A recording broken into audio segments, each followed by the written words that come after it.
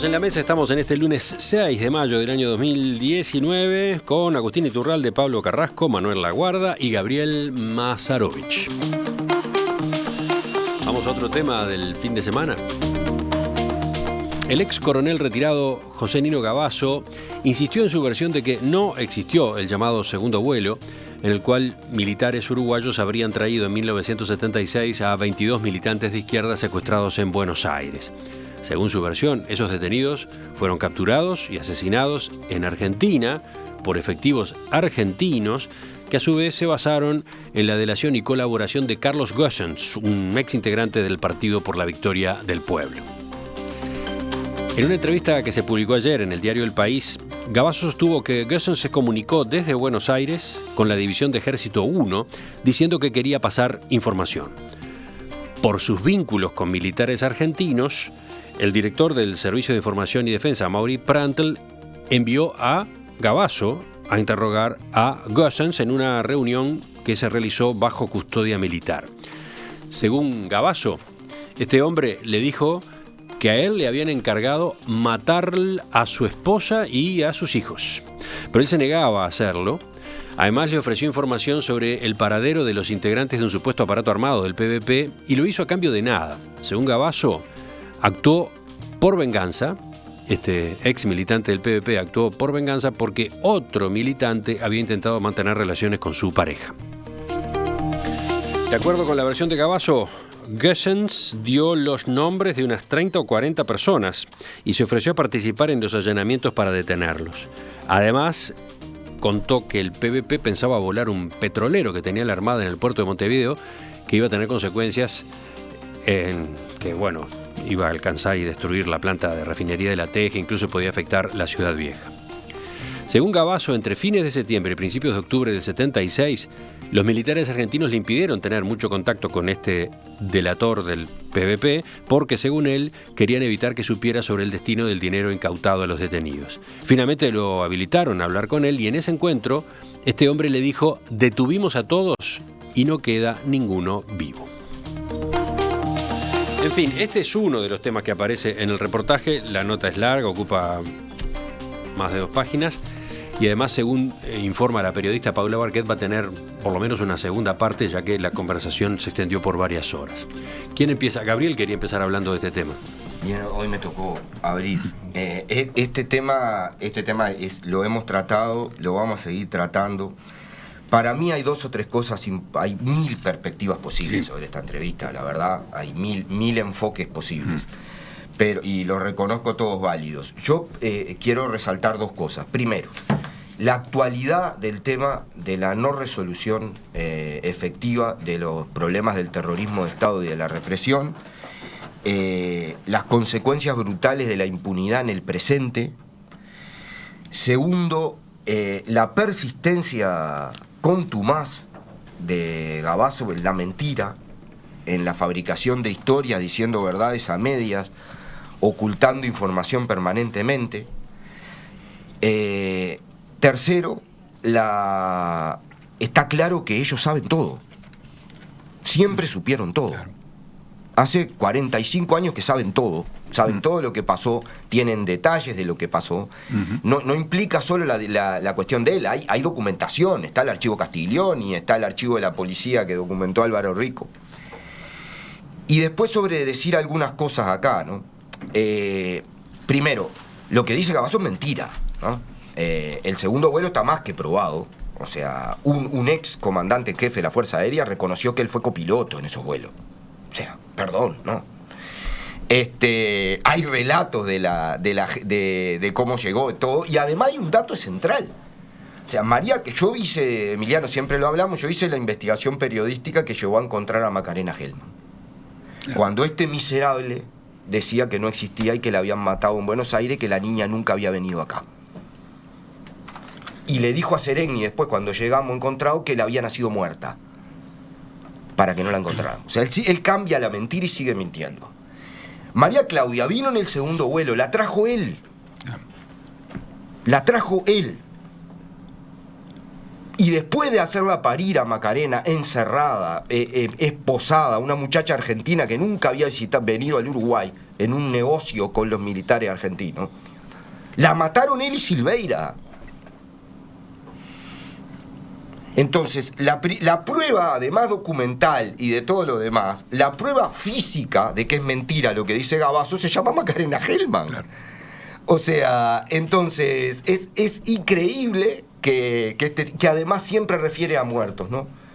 Cuando él en el tribunal, eso lo decía Abercon en una de las notas, que cuando le hizo el libro y todo, él siempre refiere a muertos como referente. Por ejemplo, cuando habla de lo de Gomenzoro en el Tribunal de Honor, dice, el que sabe todo esto es Cristi. Cristi, ¿cómo está? Muerto. En el otro que dice, Lamy, ¿quién está? Muerto. En el caso del delator del PVP, igual. A ver, entonces yo termino para dejarla, además del tema de la perspectiva psicológica y eso que se los voy a dejar a Manuel y a Pablo, que seguramente agarren más para ese lado y dicen mejor que... Pablo la otra vez en la discusión él agarró para ese lado del tema y Manuel es el que más sabe. Pero yo termino con una cuestión, o sea, es terrible que este tipo haya reconocido en un tribunal de honor, mintiendo pero reconociendo cosas que negó ante la justicia, que torturó, asesinó, mató. En esta entrevista vuelve a decir torturó. No di picana no porque está mal, no esté mal, sino porque no era efectiva, ¿no? Y sé que la dieron en otros, ¿no? Submarino sí, porque desconcertaba a la gente, no sé. Pero además haya dicho todo eso, haya dicho en un tribunal de honor que desapareció, y como dice Pablo, la justicia no hace justicia, aplica las leyes. Y una jueza decidió sacarle la tobillera. Pero no se la sacaron. Todavía no, por suerte, y a Dios gracias, ¿no? Porque yo digo, la jueza después aclaró que está hablando de retiros temporales de la tobillera a los efectos del tratamiento que tiene que tener Gavazo en un sanatorio, ¿no? Pero yo entiendo, uno cuando lee a este hombre y sabe todo lo que hizo y de todo lo que... ¿Hay delincuente más peligroso que este hombre? O sea, uno tiene ganas de que le hicieran lo mismo que él le hace al perro orco, ¿no? Por las dudas, para protegernos de toda la sociedad y que no haga más daño. Porque aclarar además lo del perro orco. Claro, le pone un collar para que no ladre, como cuenta la periodista, que si ladra le jode el pescuezo al pobre perro y se tiene que callar. No le da un shock. Sí, o sea, él tortura a su propio perro hoy. Exacto, ¿no? claro. Entonces yo lo que digo es que me parece que, y además terminar con esto, es muy importante. Yo creo que la nota del País, ustedes saben, yo soy muy crítico con el diario El País, pero creo que es una nota bien hecha por la periodista, que no transcribe una imagen ni que sea verdad todo lo que dice Gavazo, al contrario, nos alerta permanentemente, muy responsablemente.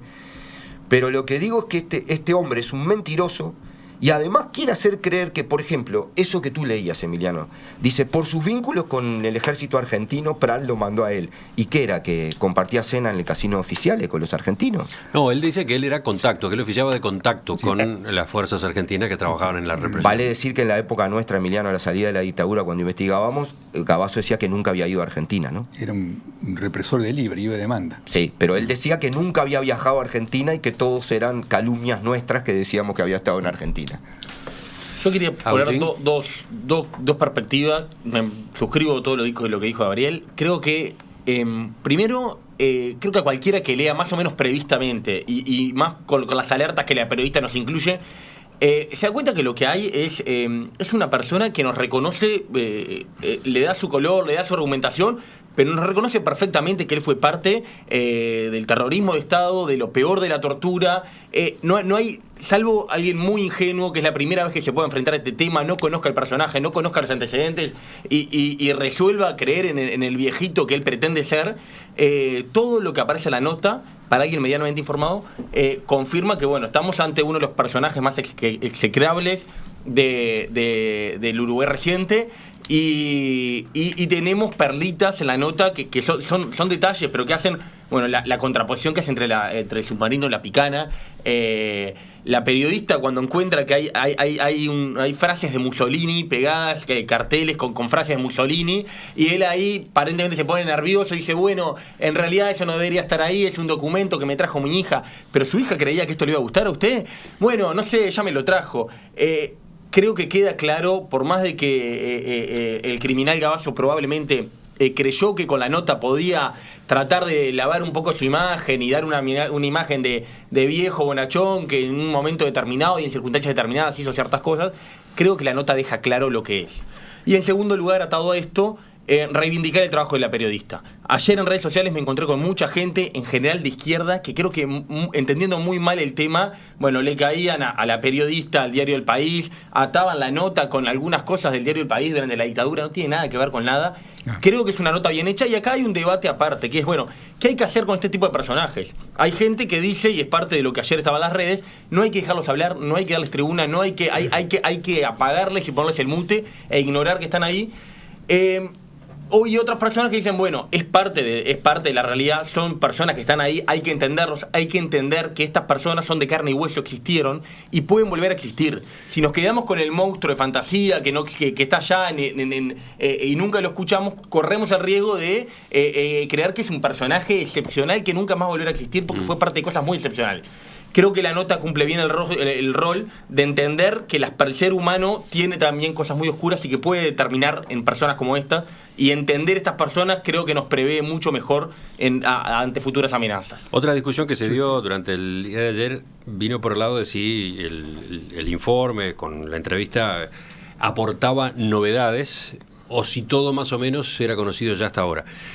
Sin entrar a fondo en esa discusión, yo anoto que hay algunos pasajes del reportaje donde lo que Gavazo dice, dicho por él además, resulta muy revelador, ¿no?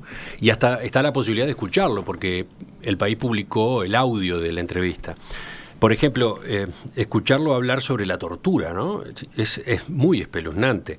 En un momento la periodista le dice, bueno, vuelvo a preguntarle cómo es posible que todos mientan sobre él. Y después de un relato sobre cómo se fue involucrando en base a méritos y estudios en el combate a la guerra antisubversiva, desemboca Gavazo en los interrogatorios que le hizo a la cúpula del MLN en el 73. Dice, ahí hay otro mito, que es el de la tortura. Sí, por supuesto que se llevaron alguna paliza, no más de eso, pero se la llevaron.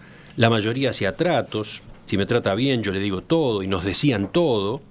No necesitamos esforzarnos para obtener la información, ellos la dieron. Entonces la periodista insiste, ¿usted niega que haya habido tortura?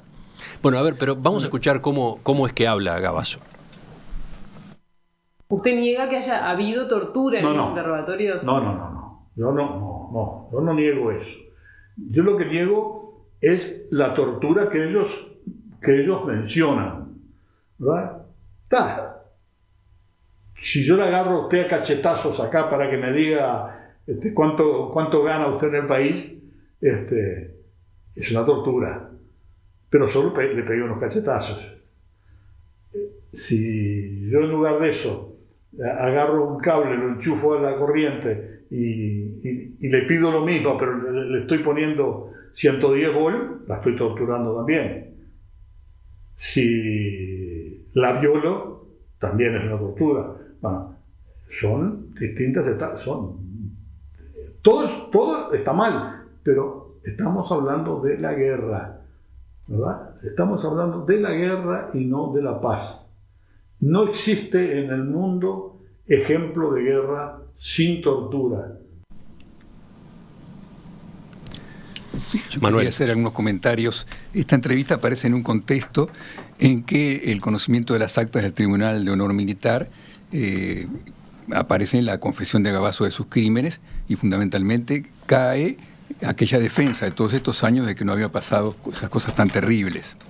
En un contexto en el cual Gavazo es de vuelta el centro de opinión pública porque está en prisión domiciliaria en condiciones muy favorables y además estas medidas de la jueza que le quita la tobillera o la media de vigilancia, lo que genera indignación natural. Ahora, la entrevista en lo manifiesto, la entrevista es muy buena, estoy de acuerdo con Agustín. Él busca exculparse de los crímenes que se le atribuyen, diciendo que fue su cómplice Gessens o los argentinos, y busca justificarse también de estos crímenes apelando a la teoría de los dos demonios, esto que aparece ahora recién, de que en la guerra se tortura, lo cual es terrible porque aparecen los agentes del Estado violando las normas, lo cual genera una situación anómica con consecuencias tremendas para nuestra sociedad. Una entrevista llena de contradicciones donde los argumentos son insostenibles, como también se dijo acá, desde el hecho mismo de Macarena hasta las declaraciones de Bonelli anteriormente. Ahora, más allá de que lo importante es la necesidad de que las Fuerzas Armadas reconozcan los crímenes de lesa humanidad y se comprometan a que estos hechos no se repitan nunca más en la historia, más allá de esto que es lo fundamental desde el punto de vista político, la necesidad de verdad y justicia, en lo cual Gavazo no es lo fundamental, corresponde sí analizar esta entrevista y hacer algunas consideraciones. Yo creo que en la entrevista Gavazo se maneja con dos motivaciones que entran en contradicción y que genera que por momentos el discurso sea confuso, que son las siguientes. Por un lado, la necesidad de exhibicionismo, de exhibir su poder, su omnipotencia, su sadismo, su capacidad de dominar y de someter al otro. Pero por otro lado, al mismo tiempo y contradictoriamente, él busca exculparse, él no ha cometido ningún delito. O sea que hay dos motivaciones que entran en contradicción, que atraviesan toda la entrevista y que aparecen, por ejemplo, en relación al perro Orco. Él exhibe ante la periodista cómo es capaz de torturar y dominar al perro. 3 veces se levanta y somete al perro a la tortura del collar. Le está mostrando su poder a la periodista y le dice además que se llama Orco. Orco es infierno, Orco es el monstruo de la mitología celta de las películas aquellas de Tolkien y del Señor de los Anillos. Él, en cierta forma, es una proyección de él. Él es Orco, él es un monstruo, es el infierno, pero se lo muestra al periodista. Y a renglón seguido le dice, no, pero el nombre al perro se le puso otro, no se lo puse yo. O sea, aparece ese discurso donde hay una afirmación y su negación. Los carteles de Mussolini, exhibe los carteles de Mussolini y dice, no, los trajo mi hija. O sea, no soy yo el que quiso poner esos carteles allí. Los trajo mi hija, que es una diabla. Que es una diabla. Yo no soy. O sea, exhibe su fascismo y después se retira negándolo. Este diálogo donde él recrea un escenario imaginario en el cual tortura al periodista. Dice, si yo quiero que usted me diga cuánto gana el diario, le doy unos cachetazos, le aplico la picana y la violo. Bueno, esto es tortura. O sea, él está exhibiendo a la periodista a través de esta construcción terrible que él es capaz de violarla y de cometer este tipo de tortura también con ella. Después dice, esto no es tortura. Tortura es aquella que está justificada por la guerra. Él no se arrepiente de nada. Se arrepiente solamente de cuando le salvó la vida a los del primer vuelo. El único acto malo que cometí fue esto, porque después lo denunciaron a él. Claro, él dice que esos a los que él le salvó la vida, es lo único malo que cometió. Lo denuncian a él, ¿no? O sea que él no ha cometido nada malo, solamente salvar la vida a esa gente. Él no se ponía la capucha, o sea, se exhibía ante sus víctimas con toda su omnipotencia y con toda su capacidad de someter y dominar al otro. Y al mismo tiempo, en forma contradictoria, él niega todas sus culpas. Fueron los argentinos, fue su cómplice Goebbels, dice que es su amigo y lo delata en forma terrible. Él no tiene nada que ver con las cosas terribles que han pasado. De manera que este discurso contradictorio permea toda la entrevista, porque hay dos motivaciones que se oponen, que es el exhibicionismo, lo que tiene que ver con lo que llamamos narcisismo tanático. Su narcisismo se expresa en su capacidad de hacer daño y destruir y someter al otro. En el mismo tiempo su psicopatía, donde aparece la manipulación, la mentira y la confusión. O sea que es una personalidad terrible, a los peores criminales, la combinación de los rasgos psicopáticos con aquellos elementos del narcisismo tanático que lo llevan al criminal a afirmar su narcisismo a través de generarle daño a los demás. De manera que acá aparece un personaje tremendo, él es Orco, él es el infierno, que pretendió manipular a la periodista, a la entrevista a los lectores, pero que en definitiva su razonamiento cae por insostenible.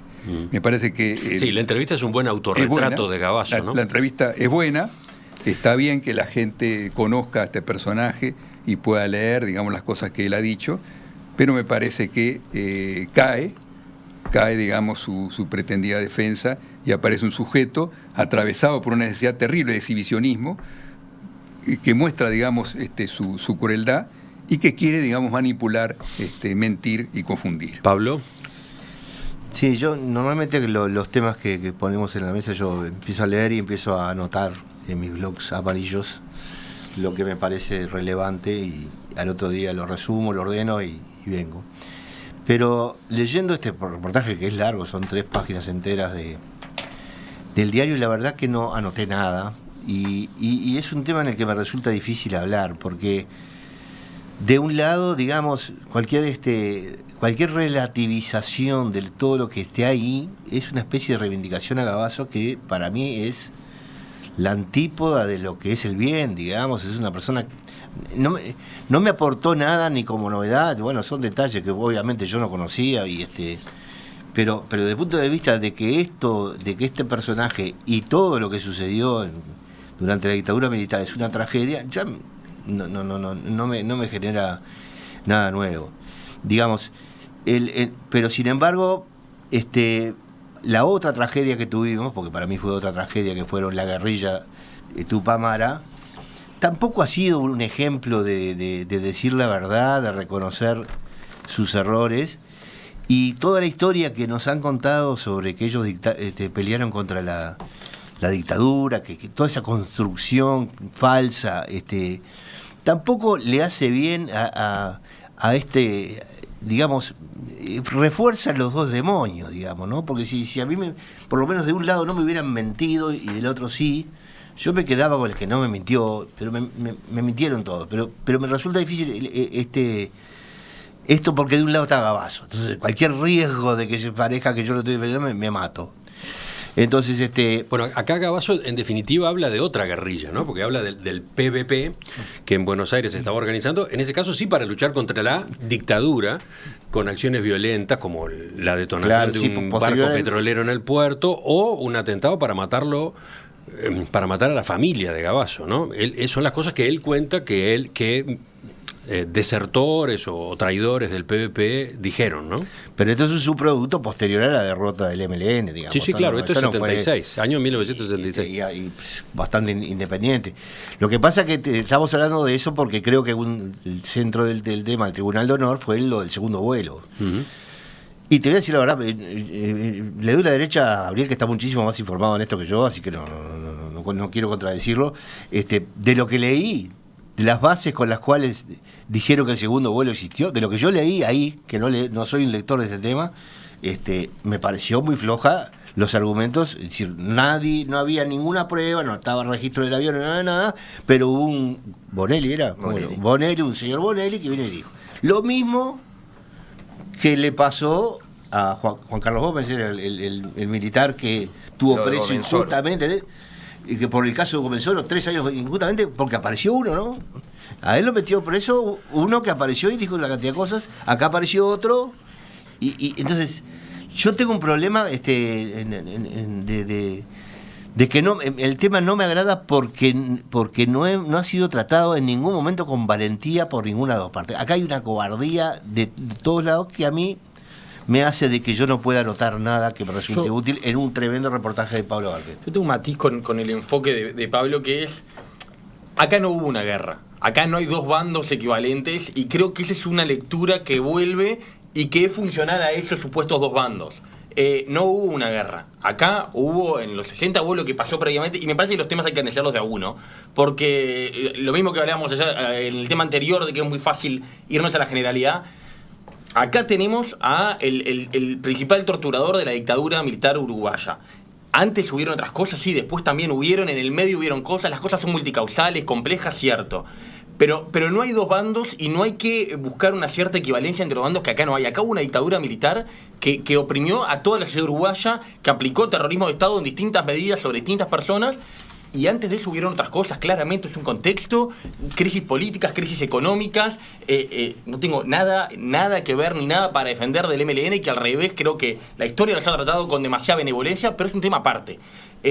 Ojo con las lecturas que son funcionales a esas supuestas partes de las guerras. Creo que ahí en esa parte de la nota, cuando él dice la guerra, digo, otra vez estamos en la palabra, bueno, acá hay una guerra que es lo que se usa para justificar todo.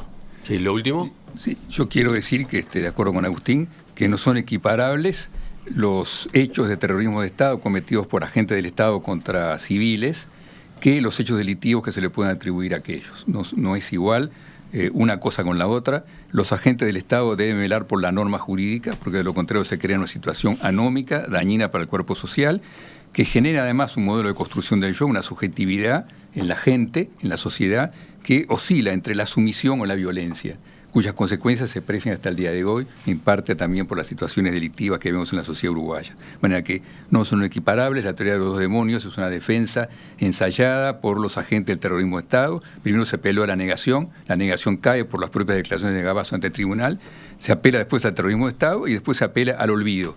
Creo que todo esto es dañino, se requiere la verdad y la justicia, asumir las cosas que pasaron en el pasado para sanar a nuestra sociedad, nada más. Gabriel, ¿qué te quedaba a ti? Yo, cortito, dos aclaraciones y una cuestión, porque me están escribiendo mucho. Primera aclaración, yo nunca dije que yo quería que torturaran a Gavazo. Digo, porque me dice que por lo del perro. Yo me referí, quiero que claramente, en el sentido de que me gustaría que estuviera controlado. No me refería a quizás cuando hablé de que él torturaba al perro se podía malinterpretar por las dudas, porque me extraña que vos quieras que torturen a alguien. Yo no quiero que torturen a nadie. Nunca jamás. Segunda, yo no dudo, no tengo ni un milímetro de duda de que Pablo está a años luz de Gavazo y de lo que significa Gavazo, pero ni un milímetro de duda. O sea, él me consta. Podemos tener 170.000 diferencias, pero estamos ambos en las antípodas de eso. Me consta, digo porque voy a polemizar, pero quiero que quede claro eso, porque si no pasa lo mismo. No, pero está bueno decirlo, ¿sabes? Porque este debate ha sido tan complicado, tan duro, tan mal, que parece que se generan, que a nosotros mismos nos ponen en bando en las antípodas. Yo quiero decir que es una gran mentira lo de la guerra. Y es cierto que hay algunos discursos que vienen de algunos sectores del MLN que retroalimentan ese discurso de la guerra. ¿No? Yo he escuchado decir a algunos compañeros que fue una guerra entre ellos y los militares y que el pueblo estaba en el estadio mirando en la tribuna. Bueno, a mí me hicieron bosta y tengo los riñones rotos por haber estado en la tribuna, ¿no? Entonces, nosotros no estábamos en la tribuna. O sea, acá cuando Gavazo hizo eso, ya el MLN había sido derrotado hace años. Y él no solo robó en Argentina. En mi casa, que la allanaron 18 veces, y nosotros no tiramos un solo tiro. Un teniente que estaba al mando de este miserable le robó a mi madre un libro de Cervantes encuadernado en cuero, y cuando le preguntamos por qué, me dijo porque me gusta. Entonces, acá robaron autos. Nosotros con mi hermano, que éramos chiquitos, tuvimos que vivir como militares después de que nos rompieron todos los colchones, tiraron las camas por la ventana, a niños de 8 años y 7 años, le apuntaban con metralletas a mi madre porque según ellos teníamos bombas abajo de nuestra cama. Entonces, eso fue lo que hicieron. Y no fue contra la guerrilla, fue contra el pueblo en general. Y esa es una mentira peligrosísima de Gavazo.